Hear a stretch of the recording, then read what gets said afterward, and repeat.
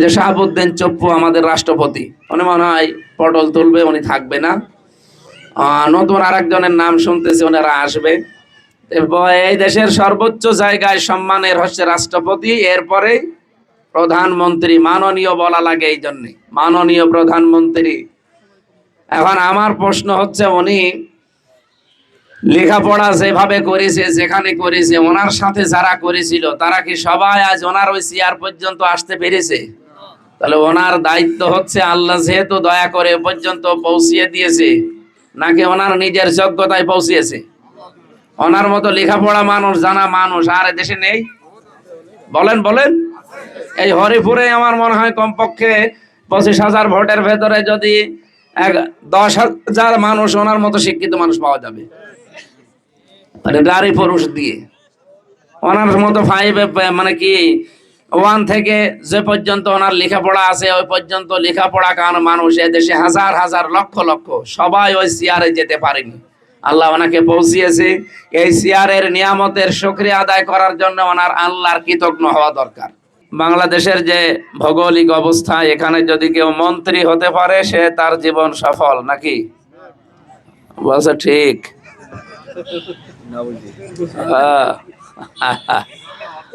কত মন্ত্রী আসছে যাচ্ছে, যে মন্ত্রীকে আজকে দেখে স্যালুট দেওয়া হচ্ছে, সাউন্ড হচ্ছে না। কালকে আমার মনে হয় দেখবেন, সময় যদি চলে যায় উনি ব্যাগ নিয়ে রাস্তায় দাঁড়িয়ে থাকবে। আমরা মনে করেন এমপির যে প্রোটোকল আছে সরকার থেকে, বডিগার্ড আছে, গানম্যান আছে, আরো যে সমস্ত নিয়ম নীতি বাংলাদেশ সরকার দিয়েছে, ওগুলো যদি নেওয়া লাগতো তো এখানে আসতে আরো মনে হয় 15 মিনিট সময় লাগতো। কারণ ওদের যে আন্টি শান্টি, আমার এত কিছু লাগবে কেন? যেখানে দরকার সেখানে নাই, নিয়ে গেলাম। আজকে আমি ডিসি সাহেব, এরপরে ওসি সাহেব ছিলাম ওই সে মনোহর দিয়ায়। ওনাদের সরকারি যে প্রোটোকল আছে, এরপরে ওসি সাহেবের তো নিজের ফোর্স আছে সাথে গাড়ি সহ।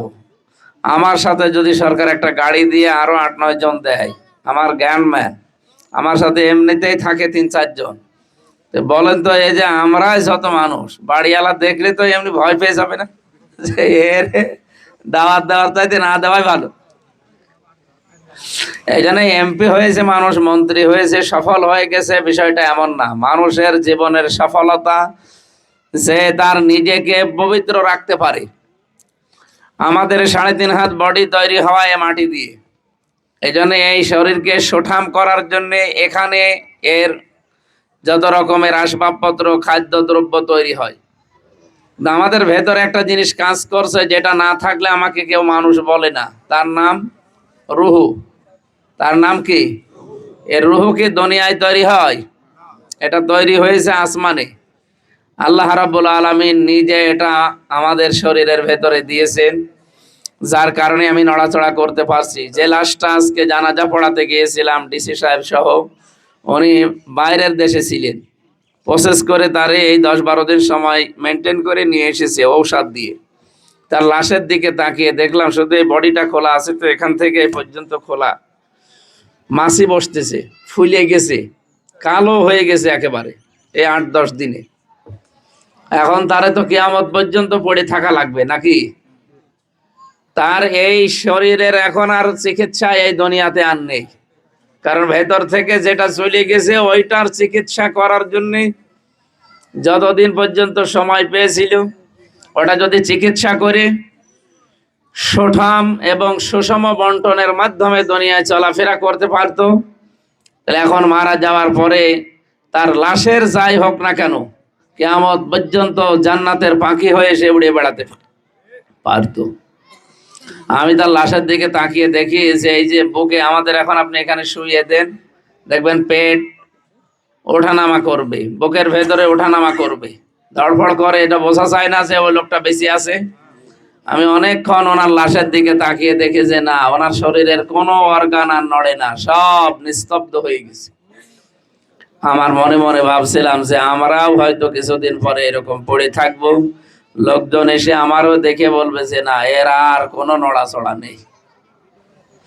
এই জন্য উনি দেখলাম একেবারে তীরের মতো সোজা হয়ে আছে, খাটিয়ার উপরে রাখা, একেবারে সোজা হয়ে আছে, 3টা বান্ধন দেওয়া আছে, একটা বান্ধন খুলে দিলে আর 2টা বান্ধন আছে। উনি যে সোজা হয়ে আছে, উনি কি সোজা এমনি হয়েছে? উনি তো হয়তো মরণের সময় এরকম সোজা হয়ে মরেন, কোন জায়গায় হয়তো কাঁধ হয়ে শুনলাম অ্যাক্সিডেন্ট হয়ে মরেছে বিদেশের মাটিতে। তো অ্যাক্সিডেন্ট হয়ে হয়তো বাঁকা হয়ে পড়ে মরেছিল। এখন স্বজনরা তারে কবরে দেওয়ার সময় কি বাঁকা করে দিচ্ছে না সোজা করে?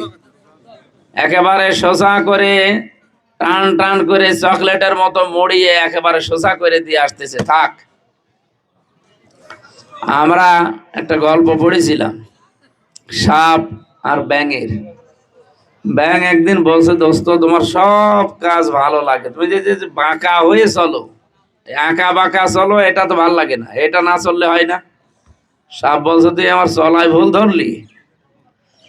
এই কথা বলে দিয়েছে এক সবল, কিন্তু ব্যাংকে ধরতে পারে নাই, ও দিয়েছে পানির ভেতরে লাফ। সাপ চিন্তায় আছে, ও উপরে উঠলে ওরে আবার সবল দেওয়া হবে। সাপ কিন্তু ফনা ধরতে সময় লাগে না, কিন্তু স্বাভাবিক হতে ওর অনেক সময় লাগে। এই জন্য আশপাশে রাতের বেলা বা কোনো জায়গায় ঝোপে ঝাড়ে যদি বের হয়ে সাপ দেখে, 2টা বিষয়, একটা জিন হতে পারে, কারণ জিনদের নিয়ম নীতি আল্লাহ রাব্বুল আলামিন ওদের শরীরের গঠন যেভাবে দিয়েছেন, ওই জাতিকে ধ্বংস করে দেওয়ার পরে, আমাদের আগে এই পৃথিবীতে জিন বাস করত, ওরা ধ্বংস হয়ে যাওয়ার পর এখন এই পৃথিবীর ময়দানে আমরা যেহেতু এসেছি, ওদেরকে আল্লাহ বরবাদ করে ধ্বংস করে দেওয়ার পর ওদের একটা নিয়ম আছে, 24 ঘন্টায় একবার যে কোনো পশু, বিশেষ করে বিড়াল, কুকুর এবং সর্প মানে সাপ, এর আকৃতি ধারণ করা লাগে, নয়তো শরীরের ভেতরে জ্বালা পোড়া করে, আগুন লেগে যায়, এরকম কথা আছে তাফসিরে।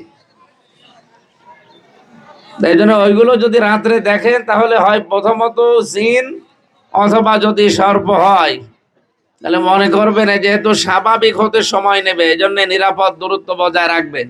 সাহস করে কাছে গেলে যেহেতু ওর এগিয়ে আছে, আপনার একটা ক্ষতি করে ফেলতে পারে। আমার কথা বুঝতেছেন আপনারা? উনি ফাঁস ফাঁস করছে, ব্যাংক তো ওঠে না, একেবারে আছে তো আছে।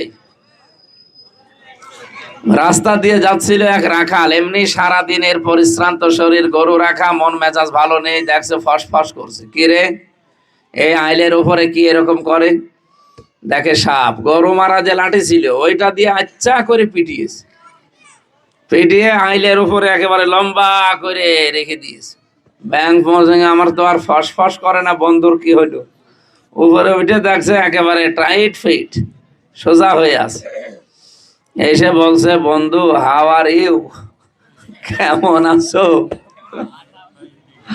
তো কই তোমার তো কোনো আওয়াজ নেই, আর আমি তো এইটা চেয়েছিলাম, আঁকা বাঁকা না চলে একটু সোজা হয়ে চলো, দেখতে ভালো লাগবে। তুমি সোজা হইলে ঠিক, কিন্তু মরণের পরে, এটা যদি আগে হইতে হইতে এখন এই সোজা হয়ে পড়ে থাকা লাগতো না।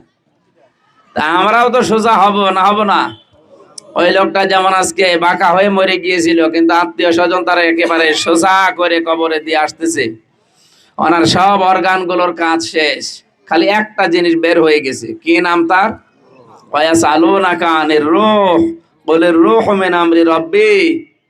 আল্লাহ বলেন, হে নবী, ওরা যদি জিজ্ঞাসা করে রূহ সম্পর্কে যে রূহ কি, আপনি বলবেন এটা আল্লাহর হুকুম।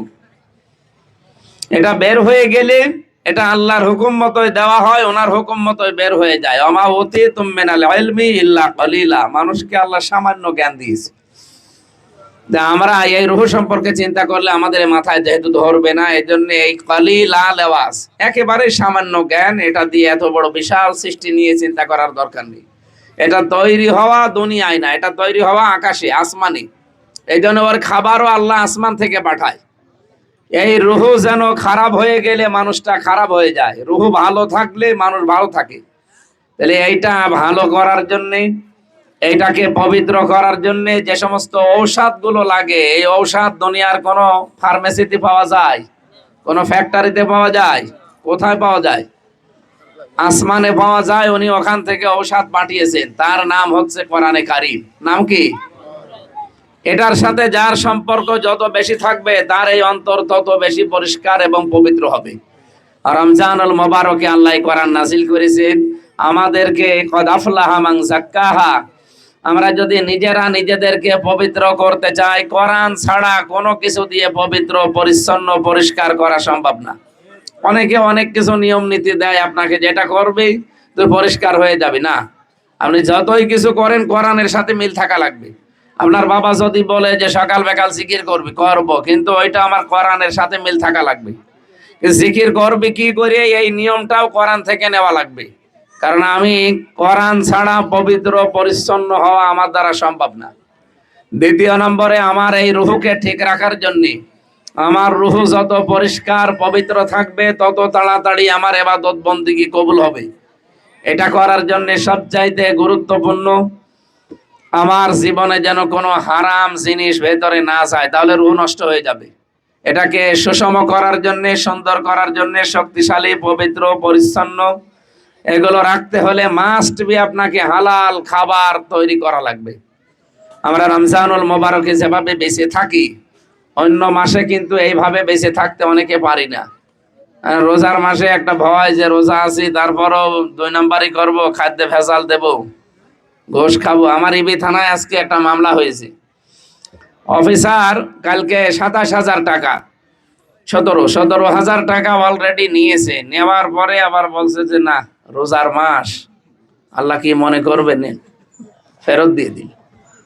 বাড়িওয়ালা যিনি বাদী, উনি বলছে হুজুর টাকা তো নিয়েই নিয়েছিল, শুধুমাত্র যদি রোজার মাস না হইতো এ টাকা আমি আর ফেরত পাতাম না। রোজার মাসটা অন্তত এসে ওর টাকাগুলো ও ফেরত পেয়েছে। তো ওনার মনের ভেতরে যতটুকু ভয়, বাকি 11 মাসে কি এই ভয় থাকবে? না, থাকবে না। এটা হালাল রুজি উপার্জন করার জন্য আমরা সাধ্যমতো চেষ্টা চালাবো। কি করবেন, এত কিছু করি বলেন তো? আপনি যে জায়গায় আছেন, আমার মনে হয় প্রত্যেকের এই জায়গা থেকে একটু চিন্তা ভাবনা করা দরকার। আমার মনে হয়, মনে করেন আল্লাহ এমপি বানিয়েছে, যে চেয়ারটা দিয়েছে, ওনারে জেলার সহকারী সেক্রেটারি বানিয়েছে, উনি একটা প্রতিষ্ঠানের দায়িত্বে আছে, শরীয়তুল্লাহ এতিমখানার। উনি একটা বিআরবি কেবল মসজিদের উনি ইমাম। তো এই যে চেয়ার গুলো আমরা যারাই পেয়েছি, বাংলাদেশে প্রায় আরো 1628টা চেয়ার আছে, ভালো ভালো চেয়ার, যেগুলো এমপিরা, ডিসিরা, এসপিরা, সচিবরা বসে। এগুলো সব মিলে কতজন? 1628 জন। এই মানুষগুলো যদি চিন্তা করে যে আমার সাথে প্রাইমারিতে যে পড়তো সে আজকে রাস্তা ঝাড়ু দিয়ে বেড়াচ্ছে, অথচ আল্লাহ আমার এমপি মন্ত্রীর চেয়ারে বসিয়েছে, এরকম মানুষ নেই? তো এই চিন্তা করেও তো অন্তত তার জায়গা থেকে ভালো ভালো কাজের আঞ্জাম দেওয়া যায়। আমরা তো এইটা চাই আগামীতে। 1628 জন মানুষ, আমাদের মাননীয় প্রধানমন্ত্রী জনাব তারেক রহমান, উনি এখন যে জায়গায় আছে, বাংলাদেশের সর্বোচ্চ জায়গায়, ওনার উপরে আরেকজন আছে, ওটা মানে এমনিতেই পদে বড় কিন্তু ক্ষমতায় বড়, প্রধানমন্ত্রী।